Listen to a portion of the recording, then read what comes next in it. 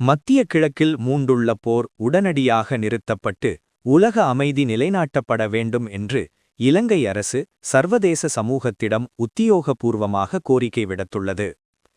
அரசாங்க தகவல் திணைக்களத்தில் நேற்று நடைபெற்ற விசேட ஊடகவியலாளர் சந்திப்பில் கலந்து கொண்டு கருத்து வெளியிட்ட அமைச்சரவை பேச்சாளர் அமைச்சர் நலிந்த ஜெயதிசா இலங்கையின் இந்த தீர்க்கமான நிலைப்பாட்டை அறிவித்தார்.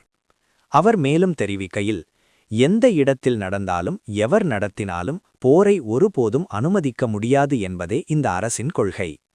போரால் விளைவது உயிரிழப்புகளும் சொத்து சேதங்களும் மாத்திரமே.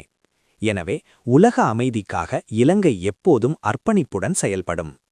மத்திய கிழக்கில் நிலவும் இந்த அசாதாரண சூழல் உலக அமைதியை குலைப்பதுடன் பிராந்திய ஸ்திரத்தன்மை மற்றும் உலக பொருளாதாரத்தில் பாரிய எதிர்மறையான தாக்கங்களை ஏற்படுத்தும் என குறிப்பிட்டுள்ளார். மத்திய கிழக்கு நாடுகளில் வசிக்கும் மற்றும் பணிபுரியும் இலங்கையர்களின் பாதுகாப்பு குறித்து பேசிய அமைச்சர், அங்குள்ள இலங்கையர்களின் பாதுகாப்பை உறுதிப்படுத்தவும் அவர்களுக்கு தேவையான அவசர உதவிகளை வழங்கவும் வெளிவிவகார அமைச்சு ஊடாக தொடர்ச்சியான நடவடிக்கைகள் எடுக்கப்பட்டு வருகின்றன. இலங்கைக்கு வருகை தந்துள்ள சுற்றுலா பயணிகளின் பாதுகாப்பு குறித்தும் அரசு விசேட கவனம் செலுத்தியுள்ளதுடன் அதற்கான பாதுகாப்பு ஏற்பாடுகள் பலப்படுத்தப்பட்டுள்ளன.